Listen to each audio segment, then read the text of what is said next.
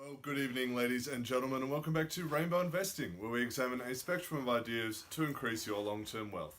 Now, tonight we're going to be talking about superannuation and explaining why it is so important to pay attention to your super. Now, I know it's not the sexiest topic around, it's not going to make you rich, but it's really, really important for your long-term wealth and your retirement.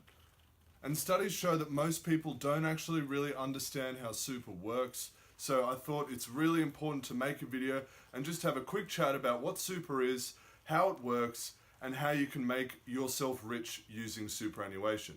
Now, this won't happen overnight, but it's a really important wealth vehicle to use if you're serious about your long-term wealth. Before we get into it, if you haven't already, make sure you hit that subscribe button. We do videos on personal finance and investing, so if that's your thing, make sure you hit that subscribe button.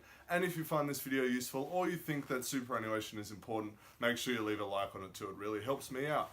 So let's get into it. So if you don't know what superannuation is, it's an Australian retirement scheme. That's the basics of it. It's a scheme set up by the government, and it was set up in about 1992 in the form that it is today. And it's basically designed to give you enough money when you retire to live. Because the old system of retirement, you might know it as the pension, most people think that isn't going to be sustainable in the future because there's going to be too many people not working and too few people working to support giving generous pensions to everyone who might need them. So the government recognized this about 25 years ago and implemented the superannuation scheme that we have today. So that's the why, but how does it work? So superannuation basically works by taking a portion of your salary every time you get paid and locking it away where no one else can touch it, including you. So that's the first thing to know about super. It's actually part of your salary. It's your money. It's part of your pay packet. So most people don't really pay attention to super and they don't really think about it as their money, but it absolutely is. And that's why we need to look after it, because we don't get to spend it. So we may as well make sure it's stored properly. Okay, so the current rate of superannuation is 9.5%. So though your payslip might say $800 a week or a fortnight, that's after tax. So let's say that your gross salary is $1,000 and the government's taken $200 in tax. Thank you very much. But actually, if you've included superannuation, you would have been getting paid $1,095. And that extra $95 ends up in what's called a super fund. So paying superannuation is compulsory in Australia. Every single employer has to do it, and it's an automatic part of your salary. So that $95 goes into a super fund, as I said before. Most people, when they join up for working with someone, they'll get offered a default fund. So for example, in the hospitality industry, a default fund is Host Plus. So if you work for a hotel or a pub, this is the fund that you probably get the form to when you first start there. And you can either choose to put your money with that fund or choose another one. Most people just go with the fund that they get with each new job. And that's how some people end up with 2 or 3 or 4 superannuation funds. And I'll explain to you why that's a bad thing in a minute. So super funds are run by companies that basically are paid by you to look after your money for you while you work and give it back to you when you retire. So if you've ever heard the term super fund before, that generally refers to that. So there's a few types of super funds, and I won't get too much into it because this is getting a bit complicated, but basically there's funds run by banks called retail funds, and there's funds run by not-for-profit companies called industry funds. So the majority of people have their money with industry funds. And there's certain studies that show that industry funds outperform retail funds in general, but that isn't the case for every single fund, obviously. That's just a general trend. So if you'd like, you also could set up for yourself a self-managed super fund.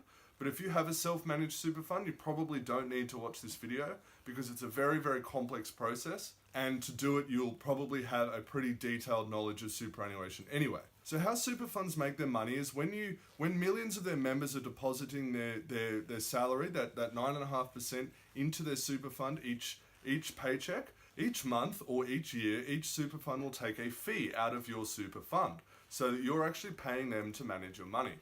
And that's why it's really important to make sure that you have a good super fund, because if you leave your money with the one really bad super fund for 40 years, you'll actually be hundreds of thousands of dollars worse off than someone who was in a good super fund, because they might be charging you too much fees, or they might be putting your money in assets that don't really generate a long-term return. So that brings me to how super funds work. So when you put money in your super fund, when you get paid, that super fund invests your money for you. So usually invest in a mix of shares, both Australian shares and international shares normally, bonds, government or corporate bonds, and other investments like infrastructure or term deposits, anything like that. It's really up to the super fund. But that's an important thing to keep in mind, that your money is being invested. So a really important thing to look out for, particularly if you're a young person, is your money being invested in the best way possible? Because often super funds will have a balanced option that combines growth assets like shares and really defensive assets like term deposits in bank accounts, and sort of has a mix of both.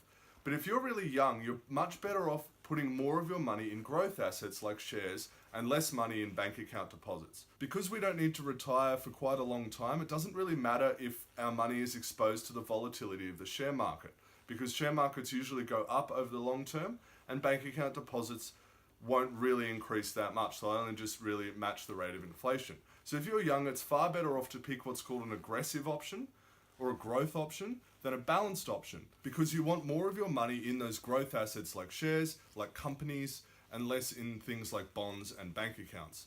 So make sure you keep that in mind, particularly if you're a young person, to go for the growth assets over the more balanced or conservative assets. So this is just general advice, but I think it's really important because a lot of young people just stick with the balanced option, and it might end up costing you a lot of money down the road because your money's not generating that investment return that it could have if it was in growth assets. So what should you look for in a super fund if you've actually decided to take some initiatives? Well, the first thing, as I mentioned earlier, is to make sure you only have one. Because if you have more than one super fund, that's not one, but two or three or four super funds, each taking fees every year out of your account. So why would you have four different companies charging you for the privilege of holding your money when you only have to have one? So instead of paying maybe $100 a year, you're paying $400 a year. So that's the number one thing to remember if you're thinking about looking at your super, is making sure you only have one fund. Now, another thing to look at is fees. So each super fund charges fees, that's fair enough, but you've got to make sure that the fees are low by comparison, because if you're paying through the nose for something that doesn't get you what another option might for a cheaper price, you're really only ripping yourself off. So make sure you have a look at the fees on your super website, or maybe just Google. There's a lot of web pages comparing the fees of different super funds, and it's really easy. It'll only take you 10 minutes. So make sure you have a look at the fees and also the investment performance, if it's a top performer or a bottom performer. There's many lists listing the top performing super funds and the bottom performing super funds. So make sure you're going with a top performing super fund that won't charge you excess fees. And they are out there, I promise. I'm with one myself. And really, it really won't take you a long time. Like 10, 20 minutes of work could save you thousands, hundreds of thousands of dollars over your lifetime. So make sure you check that out. So as I said before, super is a really important part of Australian wealth management, because everyone has to have a super fund. It's your money. By the time that you retire, there's going to be a large amount of money built up in the super fund. So you want to make sure it's as much as possible, because we don't really know what the government pension system is going to look like, say in 2050 or 2060, when some of us young people are going to be looking at retiring. So it's really important to make sure that your money is being looked after by people who know what they're doing and not ripping you off. So the last thing I just want to mention is that if you're already investing and you're interested in investing, which many of you might because you're watching my channel, I tend to think of my super as sort of the cherry on the cake, because the whole reason for me investing is to sort of gain financial freedom as soon as possible. And I think most other investors would have that goal as well. So I kind of think of my super as an added bonus or an insurance policy, which is really what it should be. If you're really serious about your long-term wealth, you should get started in investing, because it's a really important first step to take in a journey towards financial independence. Now, super is a great mechanism that's set up by the government, but it really shouldn't be your only option, because governments can change laws about super all the time. At the moment, super is a very tax efficient way to invest.